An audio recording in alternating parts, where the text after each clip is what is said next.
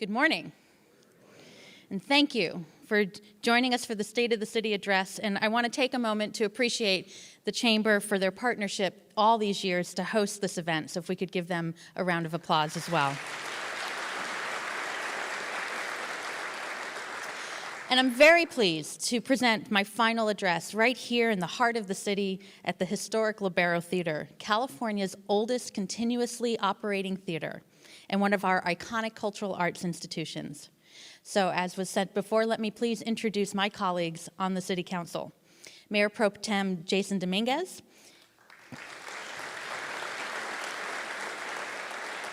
Councilmember Bendy White, Councilmember Frank Hotchkiss, Councilmember Randy Rouse, Councilmember Kathy Murillo, and Councilmember Greg Hart. And kudos to them, we were up till 11 o'clock at City Hall last night. We're all here, so that's great. It's been an honor to lead our weekly council meetings at City Hall with this group of highly dedicated public servants and all who share a passion for our community. I'm also joined by the city's impressive and talented executive management team. Let me go through the list here. City Administrator Paul Casey, City Attorney Ariel Kalan, Assistant City Administrator Pam Antle, Fire Chief Pat McElroy, Finance Director Bob Samario, Waterfront Director Scott Reedman, Public Works Director Rebecca Bjork, Community Development Director George Buell, Airport Director Hazel Johns, Administrative Services Director Christy Schmidt, Parks and Recreation Director Jill Zachary, Library Director Jessica Caliente, and our newest department head, Police Chief Lori Luno. Let's give them a round of applause as well.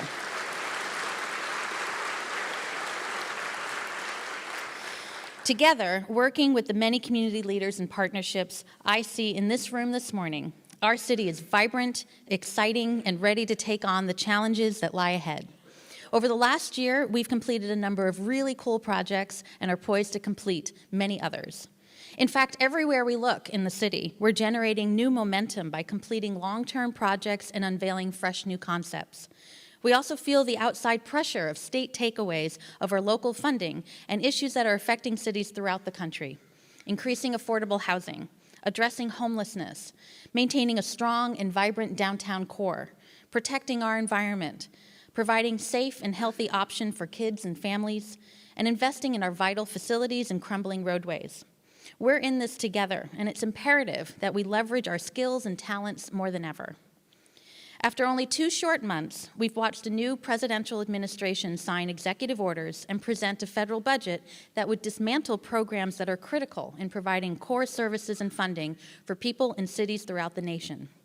I'm proud that as a member of the U.S. Conference of Mayors, I had the opportunity earlier this month to join a bipartisan group of over 60 mayors talking to leaders both on Capitol Hill and from the President's administration on key issues.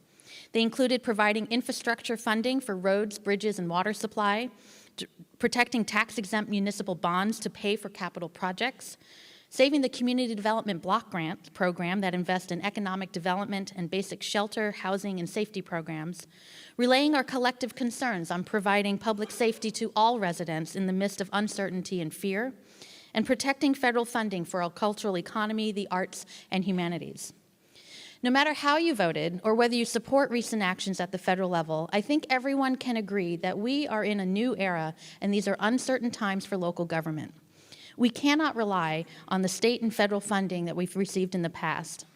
We must become more self-reliant and resilient. In fact, the old adage, think globally, act locally, is perhaps more true today than ever. Over the past 5 years, the state has taken away over $100 million in local city funding through the elimination of redevelopment agencies. The city has slowly adjusted to the loss of $20 million a year for downtown revitalization, community facilities, and affordable housing. In Sacramento, state legislation is aiming to increase affordable housing via new mandates.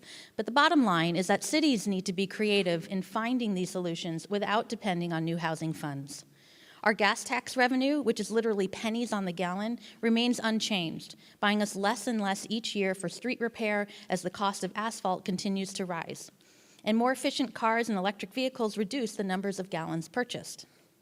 On the federal level, last year the city received $22 million from a multitude of agencies for needed improvements and services such as traffic safety, airport improvements, firefighting equipment, library programs, and housing assistance. The President has just released a new budget proposal, and it's clear that we can no longer rely on receiving these types of funds. Now we must depend on one another here at home to make our community a priority and protect what's important to us. Now is the time to make local decisions and investments that benefit current residents and future generations for years to come. Fortunately, we've been laying the groundwork to take care of our own needs. So let's start with a very basic need, clean water. 30 years ago, we had the vision to build a desalination plant to help our community withstand a then historic drought. While desalinated water is expensive, I've often said that no water is worse.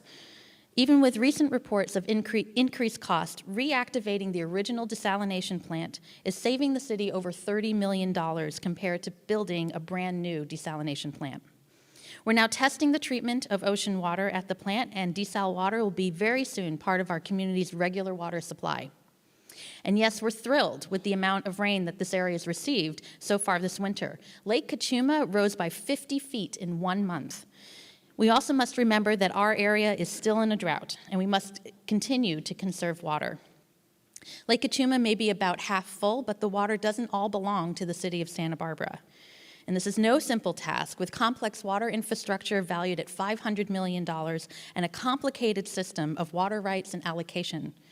Our groundwater basins are now almost depleted and will take several years to recover, so we need to rely on a variety of other water sources as we recover from the drought, and that includes desal water. Over the last 6 years, this crisis has transformed our water supply sources and planning. We are now better prepared for the next drought, not if, but when it comes. I want to thank the community for adjusting your water use and installing water-wise fixtures and landscaping. Our water savings have far exceeded the state average. By embracing water conservation, we grow more resilient to ensure our community doesn't slip back into an emergency mode. The Council continues to discuss the desalination plant and water supply strategies on a monthly and often weekly basis to stay engaged at every single step. On a much more positive note, with the recent rains flowing through Mission Tunnel, the city's previously idle hydroelectric plant is now creating electricity. When fully engaged, the plant can produce enough clean, renewable energy to power 300 homes, helping us become less dependent on fossil fuels. Overall, city facilities run on 37% renewable electricity as a result of a solar panel array at our LEED Platinum offices at 630 Garden Street, biogas conversion at the energy-intensive wastewater treatment plant, and more energy efficiency building systems. In partnership with the county, we're conducting a feasibility study on community choice energy, expected to be completed this summer. In this model, Southern California Edison would continue to be responsible for the electrical transmission and infrastructure, and government agencies would take on the responsibility of purchasing electricity, all with the goal of increasing our portfolio of renewable energy. We're also on the cutting edge of promoting and using alternative fuels. Santa Barbara opened its first hydrogen fueling station between LA and San Francisco last year, providing critical fueling stop for hydrogen vehicles. Once considered cars of the future, hydrogen-powered vehicles are now entering the market. City's also expanding its number of electric vehicle charging stations at the Granada Garage and adding new stations at the Coda Community Lot near the freeway. This plan builds on stations already available at the Library Garage, Helena Street Lot, and the Harbor Lot. The City of Santa Barbara was recently recognized by Senator Barbara Boxer as she officially placed in the congressional record her gratitude to us for being a pioneer in sustainability and environmental protection. Thanks to the many local businesses for their above and beyond leadership in sustainability. Arrangements are also underway to begin a car-sharing program this summer, where cars would be parked on the street in strategic locations and available for public use for a rental fee. Car sharing would help a growing number of residents who seldom use a vehicle or households are just on that tipping point of needing a second car. Santa Barbara was recently ranked in the top 10 overall for green transportation and second for biking in large U.S. cities, with 6% of our residents using a bike as their primary transportation. With a comprehensive bicycle master plan now in place, we're taking steps to provide safer infrastructure for cyclists as well by creating additional green lanes and bike boulevards. We were recently awarded a one-time funding of $7 million from the state to build strong bike and pedestrian connections between the East Side and West Side neighborhoods into downtown. To help cyclists, pedestrians, and drivers alike, the police department conducted special bicycle safety enforcement operations, and they're also working with the Bicycle Coalition to provide lights to cyclists caught riding in the dark in order to support safe cycling. Improving local air service continues to be a top priority. Passenger numbers overall have increased by 5% over last year. Last summer, we started a new nonstop service to Dallas-Fort Worth, and it's been booked ever since. And today, I'm pleased to share with you that American is expanding service to Dallas, and United Airlines will double the number of seats on flights to San Francisco and Denver by bringing larger aircraft to Santa Barbara Airport starting the first week of April. That's good, right? Our airport is affected by many changes in the industry, and our first video this morning will show how Santa Barbara Airport has made progress with air carriers to better meet our community's needs.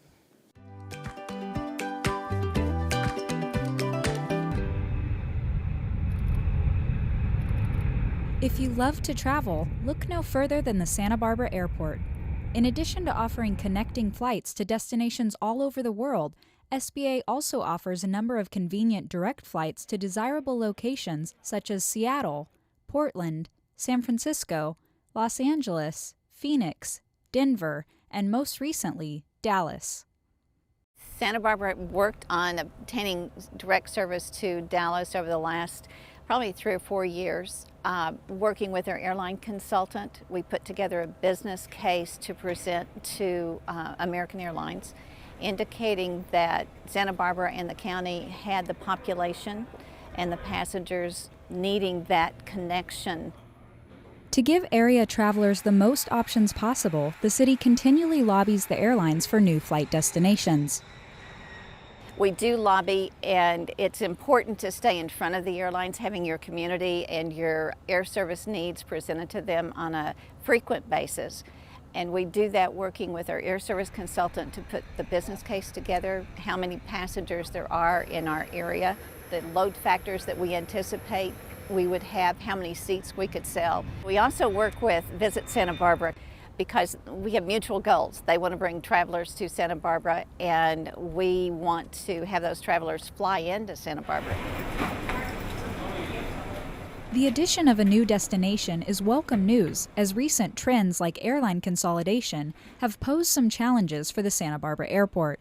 It's been going on for the last 10 years, where you just have Delta, American, United are the legacy carriers, and you have Southwest and Alaska, and then you have low-cost carriers. But Alaska just announced they're purchasing Virgin America, so there goes another airline out of the mix. So the consolidation has really impacted small and medium-sized hub airports much more so than the large airports. Although the consolidation of airlines paired with the recession did have an impact on air service over the past decade, the Santa Barbara Airport is now beginning to see an upward trend in passenger counts. In fact, the numbers from February show a healthy 5% jump over last year. Another area that has recently seen a significant increase in demand is private air travel. Surf Air is a private members club that saves our members 2 hours every flight. We fly out of executive airports. Right now, or just in California, the members are part of a community, and they access our service via their app, which basically gives them the freedom to control their schedule and the ability to avoid all the hassles that are associated with commercial travel. So you get the private flying experience, but it's on a schedule you can depend on. By paying a monthly subscription, members of Surf Air are able to travel to their destination effortlessly by arriving 15 to 20 minutes before their flight and avoiding the hassle of going through security lines. In Santa Barbara, we started with 2 flights 3 years ago, and now it's 10 plus flights a day to the Bay Area, and we still think there's more growth to come. Whether you're traveling for business or pleasure, consider the many advantages of flying with SBA. There's a brand new terminal with all the latest amenities. It's close enough to catch a ride or Uber, and you don't have to deal with the traffic, parking, and security checkpoint headaches of LAX or San Francisco. Our logo is easy come, easy go, and we came up with that because, quite frankly, it is so much easier to drive north as opposed to south. The airport provides great connections. TSA is easy to clear. We don't have the long lines. Parking is just across the street, and the prices are very, very reasonable. Plus, once you're here and you're upstairs, we have free Wi-Fi, great concessions, and you can't beat the view.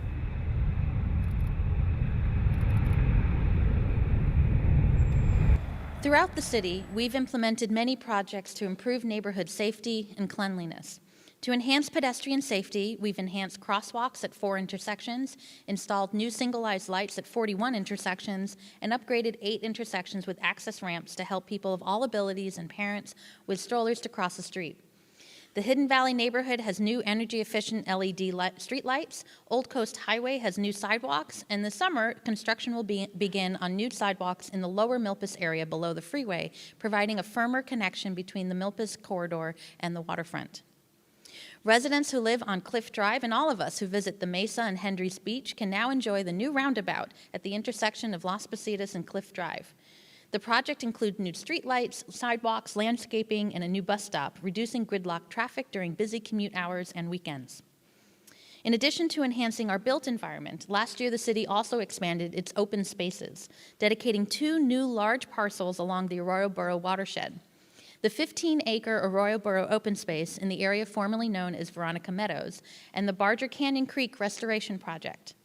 In fact, in the last 5 years alone, the city has acquired over 30 undeveloped acres to restore creek areas and protect green open spaces.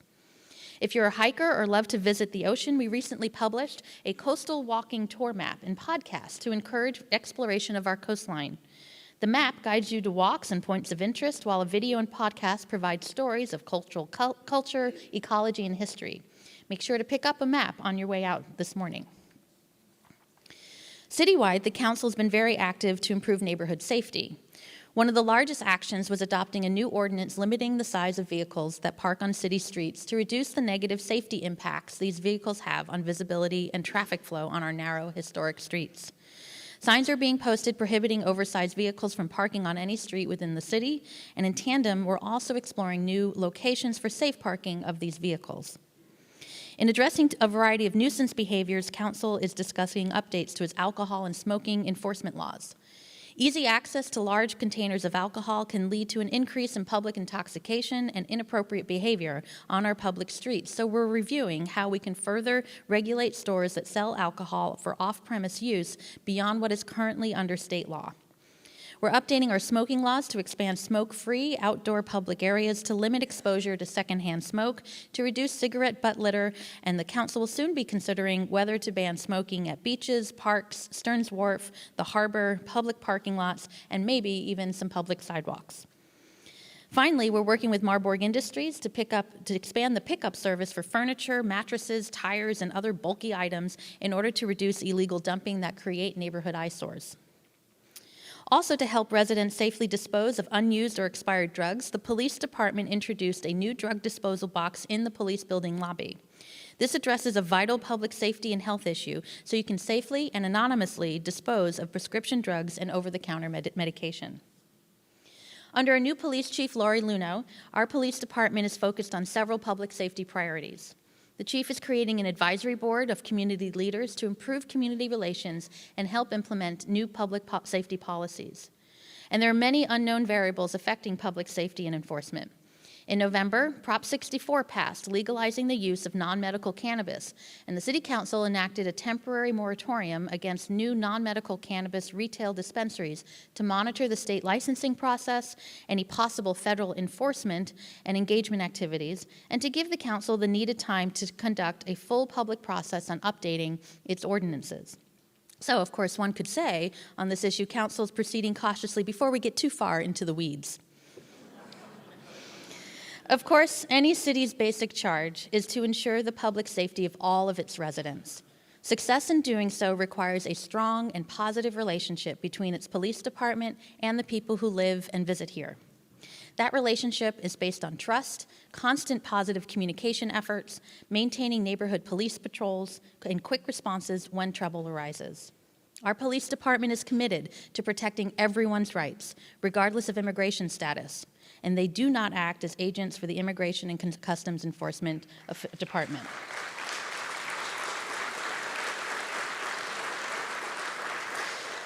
Police officers will continue to seek and arrest those who commit crimes. However, their immigration status is not a matter for local police action. Looking at the city overall, we've invested in youth programs, and a greater emphasis on community policing has paid off. The rate of violent and property crimes remain very low. We must maintain these vital programs. Continual focus and vigilance on preventing violent crime and providing safer opportunities for our community is imperative. March 14, 2017 marks 10 years since the tragic fatal stabbing of 15-year-old Luis Angel Linares, which sparked a region-wide dialogue and action in reducing youth gang activity and increasing youth safety and opportunities. I'm especially proud of all the hard work of our South Coast Task Force on Youth Safety. The combination of law enforcement and our youth outreach programs in cooperation with school and probation officials have provided healthy and safe alternatives to gang activity and contributed greatly to reducing youth gang violence. The number of gang-related crimes has declined by 59% since 2009. And I want to applaud the efforts of the many agencies who work so closely on this issue. We're also continuing our collaborative work on addressing homelessness in our community, working closely with social service providers to move people off the streets and into supportive programs. Altogether, the city spends over $3 million a year on various methods to reduce homelessness, ranging from enforcement, cleaning up encampments, outreach, and grants to social service agencies for mental health programs, housing, detox, and other supportive services. This year, the city participated in the county-wide point-in-time count and saw a 12% reduction in the number of homeless individuals since 2015. And a 24% reduction since 2011. While that is good news, we still have a lot of work to do. There are nearly 800 homeless individuals living on the streets in Santa Barbara on any given night, including veterans and families. This is a complex issue, and we continue to look for ways to become more effective with these programs. And in our next video, we'll highlight some of the more innovative approaches we've implemented in collaboration with community partners. The last time I saw you, I was rushed to get to the airport. And I gave you a quick hug. I always felt bad because I didn't give you a big hug. So I'd have dreams of seeing you again, and I'd give you a huge hug. This amazing story of Kayanette Gabrielle being reunited with her family after 10 years on the streets was the result of perseverance and hard work done by a host of local agencies led by the Santa Barbara Police Department's Restorative Policing Program. Restorative policing is a program that it deals with people that are not necessarily criminals, but they fall into a criminal arena by being homeless, having mental health issues, and or drug and substance abuse issues. On any given night in downtown Santa Barbara, there are about 350 unsheltered homeless people on the streets. This group of people has a significant impact on local businesses, creating negative experiences for people that come downtown to enjoy the cultural arts scene, restaurants, and shopping, and are the cause of a large number of calls for service for the police department. How are you doing? How are you holding up? I'm fine. The police department establishes personal contact with these people with the goal of breaking the cycle of citation, incarceration, and addiction. So we have to balance the dichotomy of having to enforce law upon them and also simultaneously help them. We have the dichotomy of having to satisfy the people that call and say this is inappropriate and unacceptable to us, and we have to respond to that, and we do. And we understand why they're calling us. We also understand that by arresting the same person every day for being drunk for a year straight doesn't change it. Restorative policing as a segment within the department will be referred to them to see if we can find a long-term solution instead. For the past 5 years, part of this long-term solution has been an organization called C3H, the Central Coast Collaborative on Homelessness. So C3H is a county-wide collaborative of a whole number of organizations, including cities, the county agencies, nonprofit service providers, law enforcement, hospitals and healthcare providers working together to collaboratively reduce the number of homeless people and the impacts of homelessness in our different communities. C3H's basic strategy is to get people into housing, reunify them with their families, and find them the supportive services they need to stay housed. We really know how to end homelessness. That's the issue here, is that it's not an impossible problem to solve. We know how to do it. The first ingredient is housing. We need to have housing to put people into. The key to success is creating a personal relationship with each client. After developing these warm contacts, the C3H coordinated outreach teams create individualized case management plans. We discuss each client that we have in their case management plan, really try to focus on each step, trying to move forward and progress with each client's situation.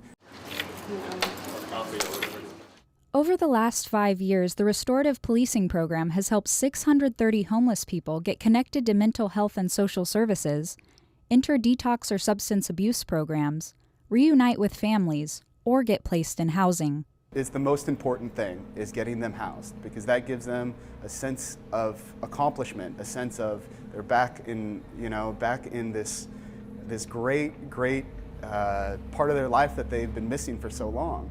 Which brings us back around to the success story of Kay Annette Gabrielle.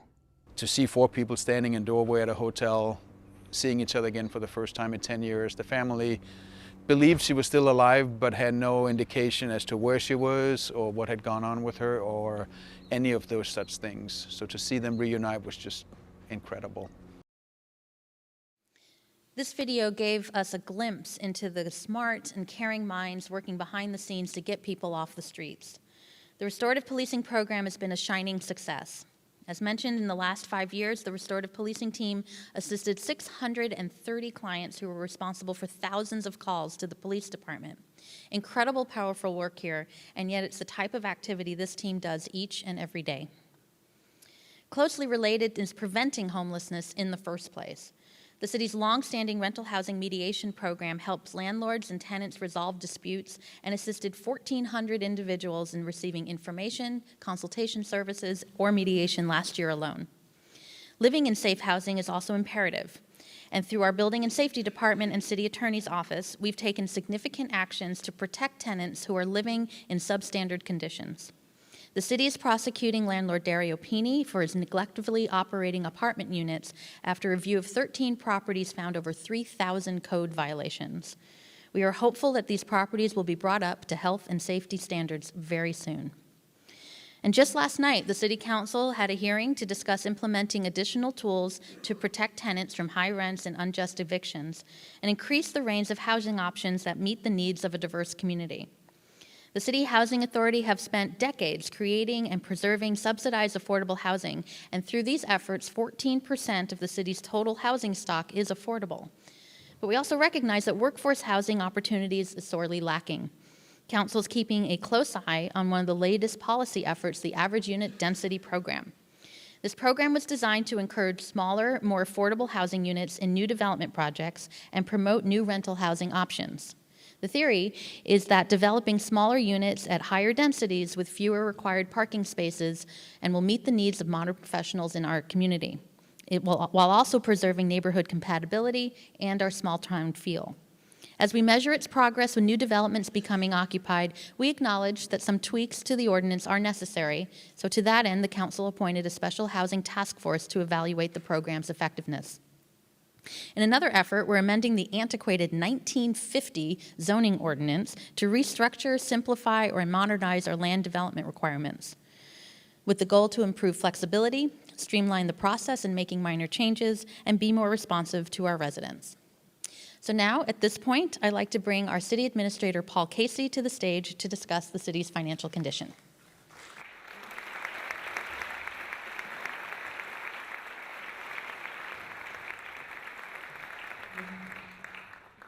Good morning. The City of Santa Barbara is a full-service city that provides a wide variety of municipal services that promote the health and safety of the community, as well as enhance the quality of life for our residents, employees, and visitors. We have an overall operating budget of approximately $300 million, with 1,030 full-time employees and another 500 hourly employees. The city operates through a couple of key budget approaches. We have a general fund that covers basic governmental operations like police, fire, libraries, parks, and recreation, and are supported by general tax revenues. We also have enterprise funds, and these are special funds that are self-supporting and operate as their own financial entities. They get no support from general taxes or the general fund and instead rely solely on their own revenue income to support their activities. The general fund is in decent financial shape. Revenues had been strong since 2010, but we're seeing some softening in a number of key areas over the past year. We're a leaner organization than we were 10 years ago, and while we've restored a number of key services that were cut during the recession, there are some services that are not back to pre-recession levels. Our reserves are fully funded per policy for the second year in a row, with over $30 million in general fund reserves for emergency and budget contingency purposes. From a revenue standpoint, the general fund is supported by three main revenue sources: sales tax, transient occupancy tax, and property taxes. One of local government's traditional revenue sources is the sales tax. Sales tax growth has been good, but not as strong as you would have expected with the economic recovery of the past 5 years. Our sales tax was essentially flat over the past year, and we're now only projecting growth of 1% to 2% over the next couple years. This is a state and nationwide trend on sales tax growth, with more online shopping occurring, a shift towards discount shopping options, and an overall decline in major department stores nationwide like Macy's and Sears. With regards to the impact of online sales, we estimate the city of Santa Barbara is losing close to $1.5 million per year due to that shift alone. Sales tax will remain a key revenue source for the city, but it'll be tempered going forward unless there's a legislative fix at the federal or state level to address this leakage of revenue to non-taxed online sales, or there's a solid turnaround in the retail environment. Our transient occupancy tax has been strong since 2010, although the last year was relatively flat. We expect a boost to this revenue source in the upcoming year as tourism remains strong and new hotel options open up, like the Santa Barbara Inn, which recently reopened after a major renovation, and knock on wood, the opening of the California Hotel this summer. Property tax has seen good, steady growth, averaging around 4% per year. Historically, we've seen that property tax revenue tends to take a little while to catch up with the improvements in the real estate market, and a number of properties were reassessed to lower levels during the recession, and their upward reassessments to match their increased property values now are just being fully realized. So in summary, the general fund is in decent financial shape, although our outlook is tempered from a year ago. We'll continue to closely monitor revenues for any continued softening going forward. Switching to our enterprise funds, these are essentially a number of self-sustaining businesses that the city runs and operates, and unlike the general fund, they receive no general tax support to fund their operation. The water fund is the largest utility fund operated by the city and is ratepayer supported through billing charges. The water fund is distinguished by the need for large capital expenses on an annual basis, but with the added cost due to an exceptionally severe and ongoing drought on top of that. This combination of events makes it a challenge to manage the finances of the water fund. We have fixed costs to operate the system that don't go away during a drought. We're asking our customers to reduce using the product by 30 to 40%. And providing water to our customers gets more and more expensive as our reservoirs empty and we need to purchase supplemental water, drill new wells, and restart the desalination plant. So rates have to be adjusted to ensure we generate sufficient revenues to cover all of our costs, and it's a delicate and challenging message. Fortunately, the recent rains, while not taking us out of the drought completely, have improved the situation. The desal plant is coming online with a low-interest state loan to help pay for its cost. We have a full Gibraltar reservoir, although the water quality after the Ray fire makes it more expensive to treat. And statewide, the drought picture has shifted completely this winter with record snowfall. All in all, while water rates have to increase this coming year, we don't expect them to be as large an increase as years past, and the financial outlook of the water fund is solid. The wastewater fund is in good shape, with similar but not as dramatic issues as the water fund. We have aging pipes and facilities that need to be replaced, and water conservation due to the drought does impact wastewater revenues. But we also take advantage of low-interest loans for facility repairs, and this fund is steady. At the golf course, we have completed the transition to a professional management company that has helped stabilize the financial condition of the golf fund. We've also received positive comments as to the customer service and attention paid to the golfer by the management company, which is great to hear. The state of golf nationwide is still not as strong as in years past. Golf rounds are relatively flat, if not down slightly from last year. We look forward to continued marketing by the new management company for more tournaments and other innovative techniques to attract more play at Muni. And with the rains, the golf course is in beautiful condition. Downtown parking is performing well. We've had healthy revenue growth since the recession, reflecting good economic activity downtown, and the acceptance of credit cards has led to more convenience and longer stays for our customers.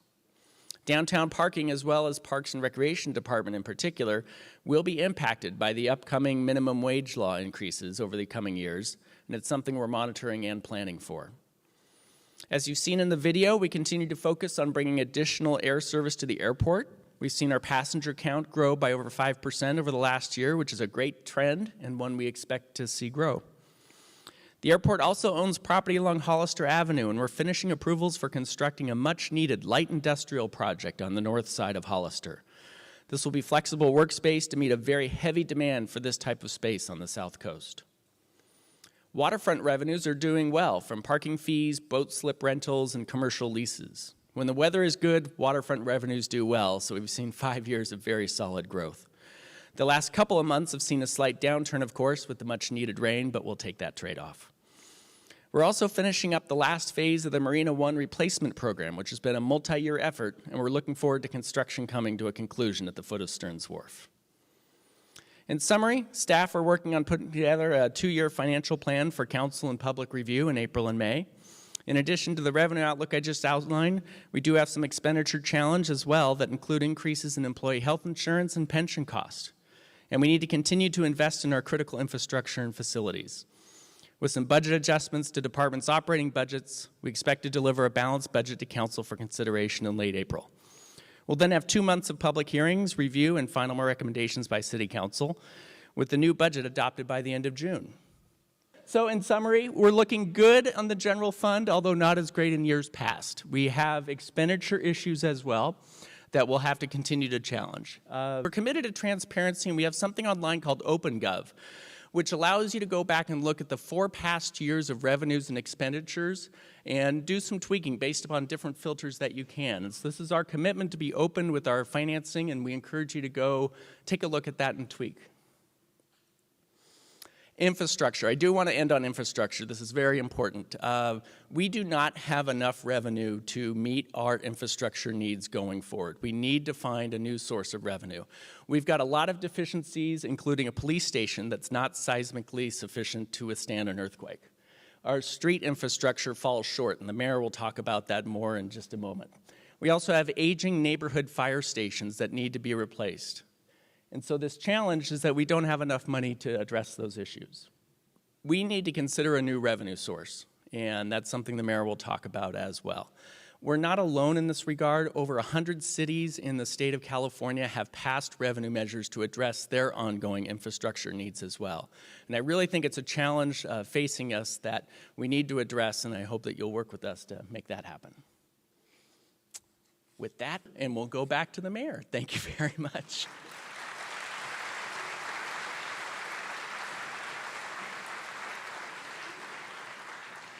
Thank you, Paul. I do want to take a moment to acknowledge our emergency responders and volunteers who helped the community during a very significant rainstorm that resulted in trees down, flooding, mudslides, boats washed ashore, building evacuations, and even an airport runway closure. The waterfront just finished dredging out the accumulated sediment that the strong tides brought in with the storm, and after closing for weeks, the harbor is now navigable for boats. A large success worth mentioning is our effort in spent widening the creek channel in conjunction with replacing 100-year-old bridges over the past decade. The completion of these projects, especially the Mason Street Bridge, finished a month before the rain, significantly contributed to reduced flooding in the lower State Street area. You may remember 1995 and 1998 floods. This flood-prone area experienced far more substantial flooding and expensive damages to businesses and homes. Our bridge replacement work continues up Mission Creek, with the De La Guerra and Gutierrez bridges now under design. While the damage was less severe on buildings, the recent rainstorm took a heavy toll on our roads. It's important to note that these road conditions didn't happen overnight. Even before the rain, independent pavement engineers rated nearly half of the city's roads as poor, at risk, or failed. Council's been engaged on basic infrastructure needs and is deeply concerned about how little our gas tax dollars can buy in repair work. We know that if we don't take local action soon and move beyond the quick fixes, the price tag for the road and bridge repair work will increase significantly the longer we wait. Our engineers have estimated how much could be completed if we secure additional funding for street and bridge repairs. This map here shows us how many roads we're able to keep with our current $2 million budget over a 20-year cycle. If we get to $7 million, we're able to cover collector streets that reach neighborhoods. When we reach an annual street budget of $12 million, we can actually start fixing roadways in a meaningful way and repave virtually every city street in the city over a 20-year period. The other major capital project in great need is the police headquarters. The critical facility is also currently receiving only short-term fixes.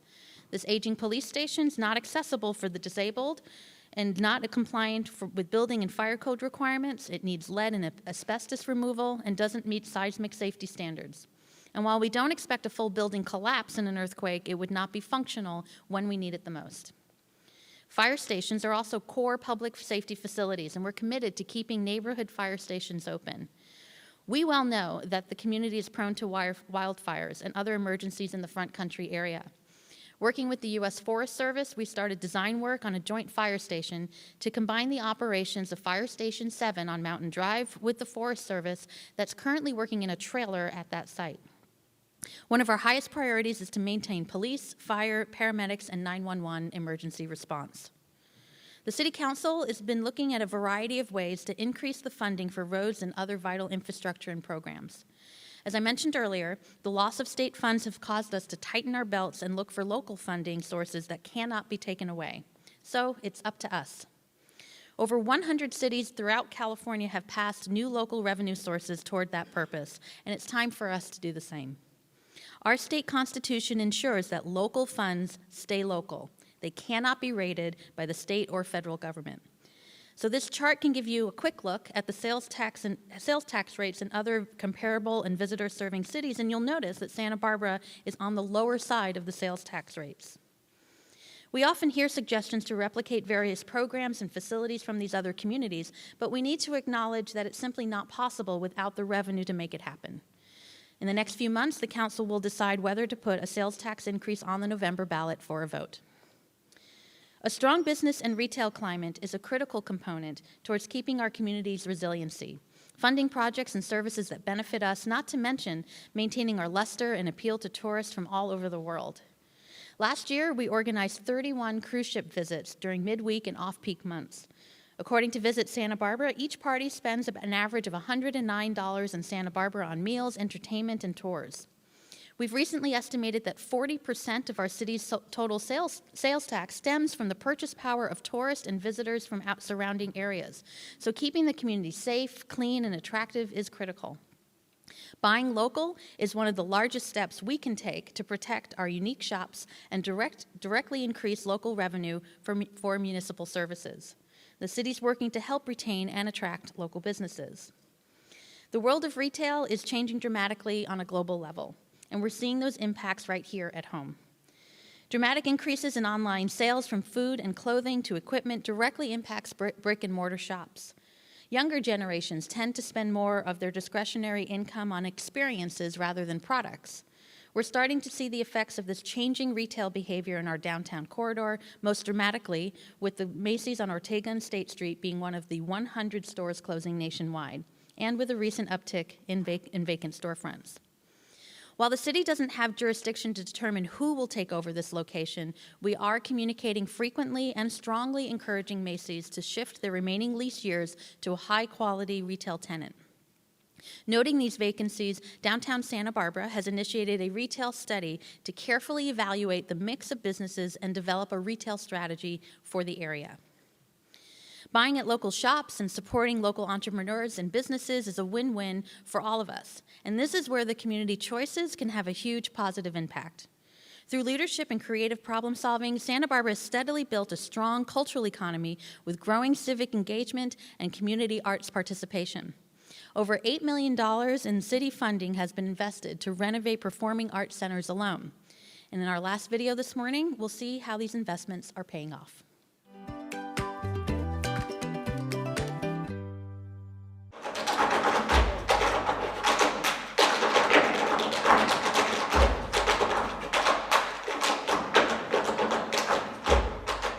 Downtown Santa Barbara really has been the place where the community celebrates itself, and it is the place where it's everyone's neighborhood. The cultural arts scene in Santa Barbara downtown is thriving. It's just incredible, the amount of energy that's really flowing into the space. Downtown Santa Barbara has long been the cultural arts and commerce epicenter of the city. But in a city as old as ours, change is inevitable, and as time has passed, downtown has had to evolve. It's our 50th anniversary as an organization. We've been looking at old pictures, we've been talking to folks about what it was like back in the day, and one of the things that I have come to really understand is that this downtown has gone through highs and lows over and over and over again. And every time it has been challenged, this community has risen to the occasion to bring it back. And every time it's come back bigger and better than ever. Few changes have been more dramatic than the recent transformation of Lower State Street. New hotel and retail construction, coupled with tech sector office space and an innovative museum, have combined to create an atmosphere of excitement and anticipation.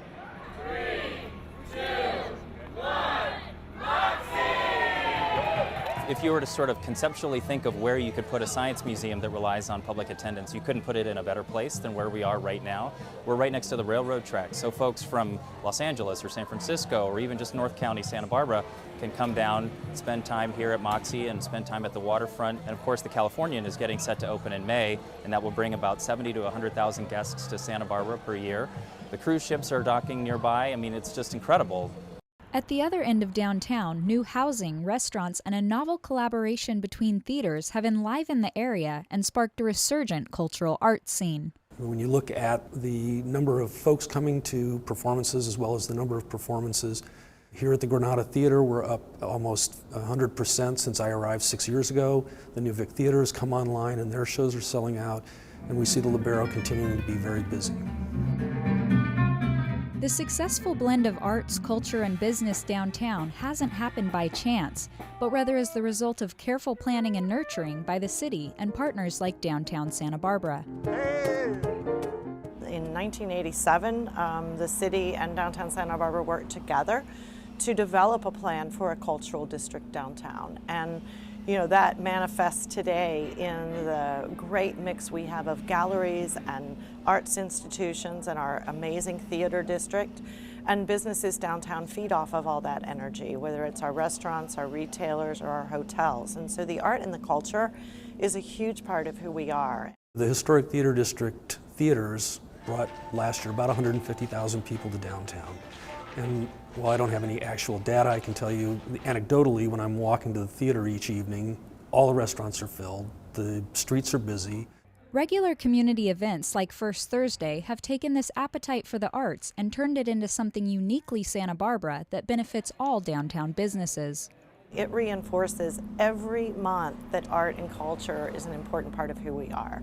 It gives our businesses a way to bring new customers in and to invite their regular customers back again and again to discover something new about their own business. And with an increased emphasis on safety, coupled with a continual focus on cleanliness, the city and downtown Santa Barbara have bolstered downtown's image while priming the economic pump. I don't think that we'd be the top destination that we are today in North America without this partnership. To take care of this place, to dream, and to solve problems for the future. I mean, that's been our legacy, and we're going to continue to build on that.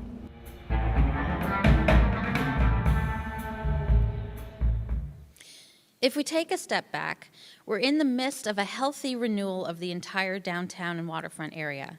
While it's hard to see a well-loved business close after many years, we're also seeing a new door open for another entrepreneur to start the next venture. In the business world, we often hear innovate or die, and the same holds true to invigorate our downtown. Our downtown core cannot remain static, and some level of change is needed to breathe fresh new life into older, well-worn areas and stay on the pulse of the community. Large-scale investments are all around us. Right across from Moxie, the construction of the Hotel California project is drawing to a close. Mr. Casey and I visited recently, and I can tell you it's going to be amazing. After almost 2 years of construction, the Cabrillo Bridge was replaced with wider sidewalks, and the busy intersection at Cabrillo and State will soon reopen. Thanks in major part to the collaborative efforts of many of you here, along with the city, Southern California Edison has begun its multi-million-dollar electrical reliability improvements a few weeks ago. The Museum of Art is undertaking a privately funded $50 million renovation that will address seismic retrofitting, enhance gallery space, and add a roof terrace garden. The Museum of Natural History celebrated its centennial anniversary with major improvements underway that include an enhanced arrival plaza, renovated mammal and bird habitat halls, and a new permanent butterfly garden exhibit space. Up APS, we're very excited to see the Santa Barbara International Film Festival's renovation of the Riviera Theater, which will become a new home for film events year-round. A few blocks from downtown, you'll soon notice new elaborate gates to the Community Arts Workshop, now home to Summer Solstice and of various collaborations with art organizations for events, performance space, and art production. Similar to Moxie, the city leased this property to the Arts Collaborative for $1 a year to get this project started, and they're currently raising funds to complete the project. So this is an exciting time for public and private partnerships. Santa Barbara is 167 years old, so there are many older and underutilized city facilities that are just simply not living up to their true potential. Wouldn't it be nice to leave a day of beach volleyball or finish a triathlon with a clean place to take a shower to wash off the sand? Or hop into the Cabrillo bathhouse and change clothes in a modern locker room? We have world-class recreation options without the facilities to match. The beloved 90-year-old Cabrillo Arts Pavilion and Bathhouse is poised for a huge update, and while we've secured over $10 million towards its reconstruction, another $4 million is still needed. Thanks to leadership from the Park Foundation and a variety of community leaders, we are poised again to begin a public capital funding campaign to bridge the gap. Thanks to a very successful public-private partnership, our Central Library is experiencing new vitality and activity. We're celebrating its 100th anniversary this summer with public tours, history lectures, and family events. There are many opportunities for this historic building that began with a grant from the Carnegie family to be a valuable resource to the community. Housing more than just books, the library hosts homework help, computer classes, makerspace workshops, and countless meetings and events for the community. With just a little more investment, we'll be able to restore the library plaza, add an elevator, and transform the roof, making it safe as a public terrace for library and community events. We're thrilled that the community recently voted to invest in the school district, including funding to acquire the underutilized Armory building on Canon Perdido Street between Santa Barbara Junior High and high schools. And we hope to finally coordinate with the Army to redevelop the Army Reserve Center at Las Positas, adjacent to McKenzie Park, for youth and family recreational programs. There's also new private development projects in design or under construction that are poised to enhance downtown vibrancy. New mixed-use buildings are being developed at the Cravioto property on the corner of Ortega and Anacapa, at the former Greyhound station on Carrillo and Chapala, and the Arlington Plaza area on Chapala Street. Newly opened Impact Hub on State Street provides office space and amenities for entrepreneurs, and they'll soon open a new second location on Mason Street in the Funk Zone. With the various projects on Lower State Street moving towards completion, we're taking steps to improve the interconnectivity between downtown and the waterfront. Encouraging people to park once, MTD will debut new electric shuttles that will accommodate more passengers between Solis Street and Stearns Wharf. New wayfinding signage will be installed this summer, helping us find our way to parking lots and points of interest in and around town. And we're also exploring public art concepts for the 101 underpass to spruce up the walkways and strengthen that vital connective pathway. I've very much appreciated our continual discussions with downtown merchants, business leaders, property owners, and community partners, exploring ideas and ways we can continue to keep downtown a special place where businesses can flourish. I'm very proud of our continued work improving the connection between City Hall and local businesses. Over the past few years, we've created instructional videos and resources to help entrepreneurs start and grow their business. We've listened to frequently asked questions in areas of concern and organized business regulations and services on our website so you can more easily navigate the city to meet your business needs. We welcome your input on how we can continue to enhance our local business environment.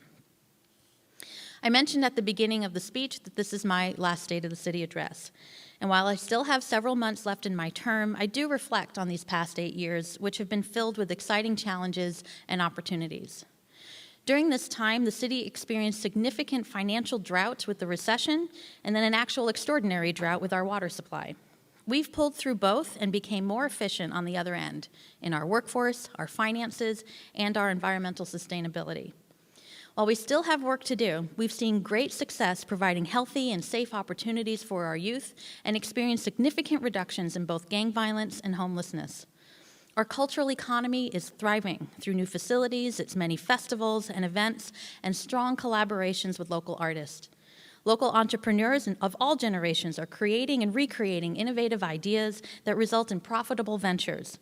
And we've strengthened the ties and communications between City Hall and business groups like the Chamber, Downtown Santa Barbara, and Hospitality Santa Barbara.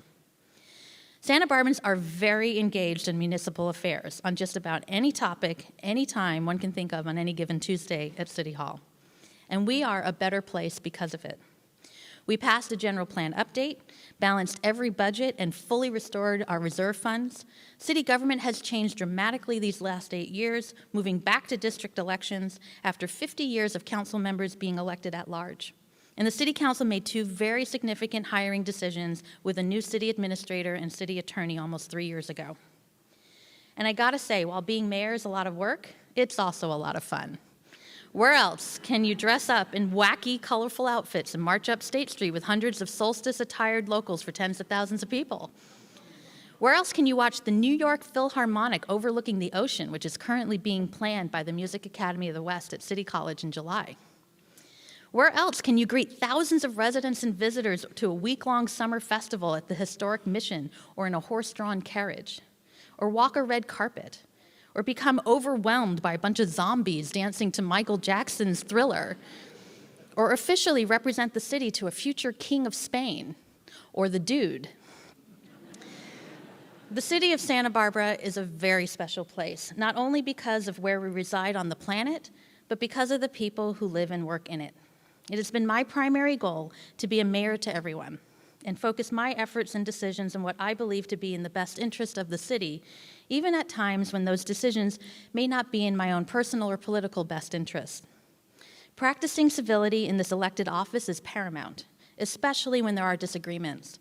Dialogue and debate can result in improved outcomes, but only if done with integrity and respect. And I have been very fortunate to have worked with a total of 10 council members over 8 years who have shared those values each and every public hearing. And so I say thank you for being a vital part of this great place we are fortunate enough to call home. The state of the city is environmentally resilient, culturally vibrant, and community rich. It is truly an honor to serve this incredible and engaged Santa Barbara community as your mayor. Thank you very much.